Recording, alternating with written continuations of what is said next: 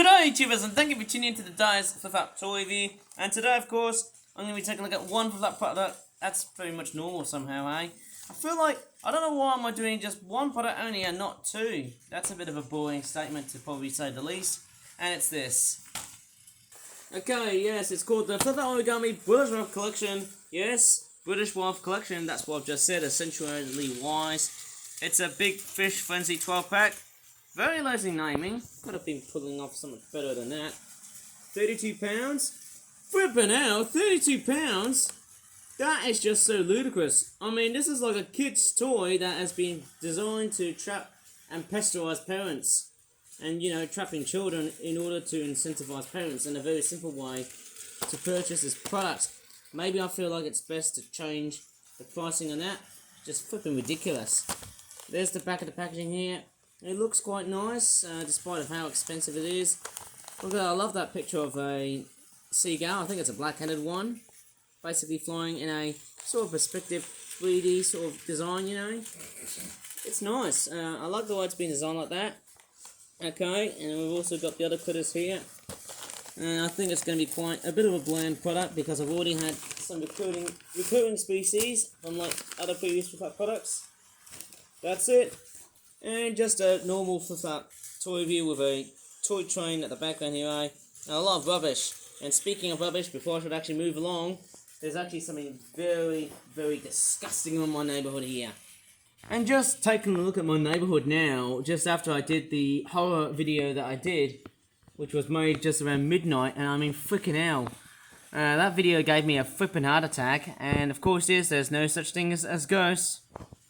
After all, after hearing about that there's no such thing as ghosts, look what's happening with the rest of my neighbourhood here. It is just completely and utterly disgusting.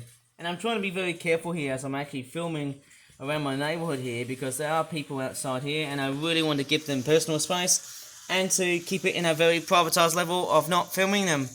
I can tell you what, I'm still very, very angry of how the Birmingham City Council has been running like this, or even in this case, political parties like the bloody Labour Party. It has just been totally disgusting. I mean, look at all those potholes.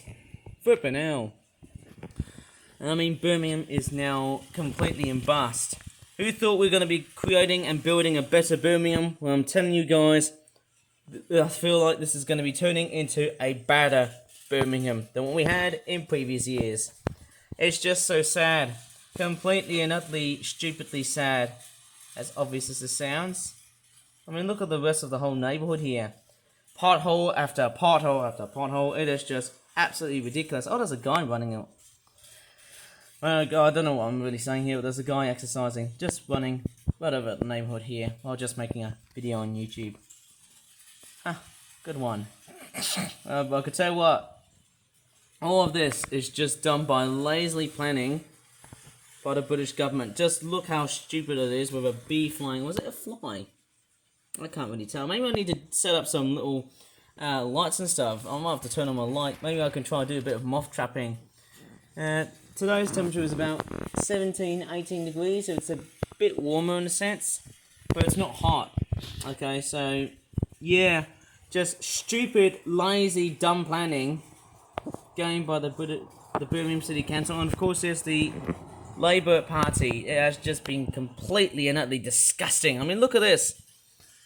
I mean, the rest of my neighbourhood aren't always that ropeable, but I'm feeling like it.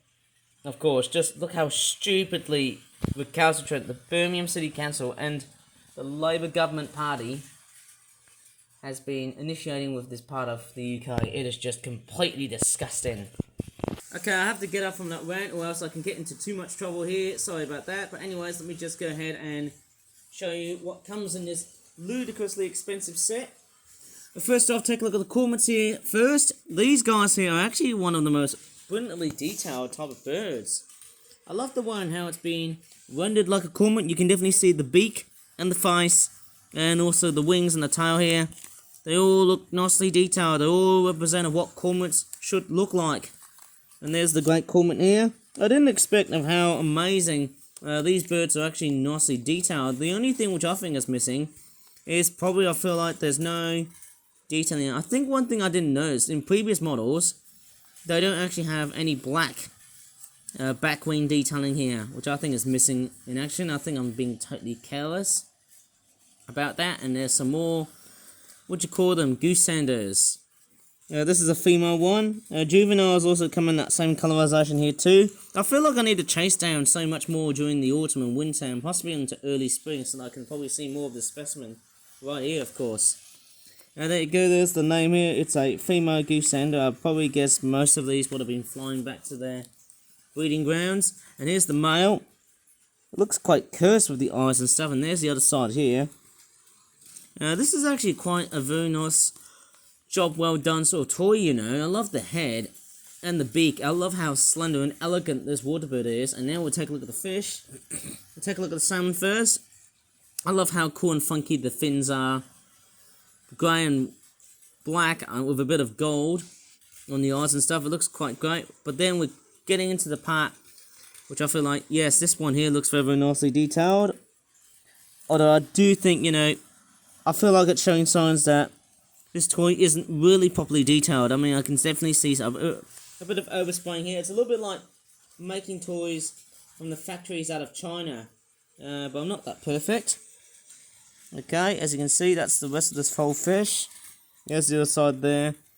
Okay, we'll take a look at the other one next. Yeah, I think this is also a salmon, but yeah, you can definitely tell. Yeah, they're not really great. I can definitely tell there's a lot of overspraying here, which is not really the best. And now we'll take a look at some black-headed gulls, which are, of course, very interesting, because I don't often see them very much that often than that time of the year. And of course, this is our first summer black-headed gull right here, going by the looks of the plumage.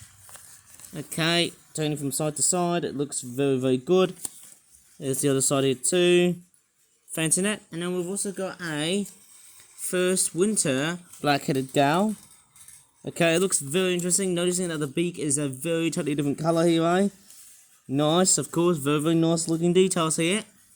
And then we're going into the adult birds. This is the summer breeding plumage black-headed gull, or gal as I call it, as I pronounce it. Whatever different part of the UK you're basically going to accentuate. There you go, there's the wingtips here, eh? Very interesting of how scribbly the wingtips are there for gulls, but they're not really that perfect, so that's why they're like that. And here is the adult non-breeding winter plumage. Now, the big area is that there's a brown line here, which shouldn't be around here. To be honest, I don't know why it's there for a purpose, but anyways, it looks quite good.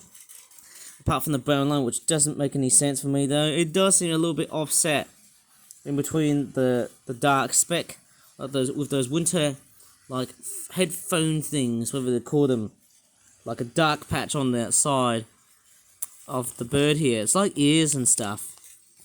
There you go, that's what they all look like. Okay, nice looking birds, and thank goodness. Certainly not really as great as I initially thought it would be, but something I think it's, you know, I could probably invest within a very long time. It's actually quite great for doing things like that. It's actually quite a great item. Somehow I've just reviewed, but even though that being said, a lot of prices are rising today. I feel like I should stop doing lots of toy reviews. Maybe I need to try and make more videos where I don't have to make as many toy reviews and whatnot, unless if it's, you know, a bit complex. Anyways, I think that's probably about it in this video on YouTube. Don't know why the background is a little bit all static, as obvious as it sounds, but that's it for that from the rest of this toy review here, mate. I think that's probably about it.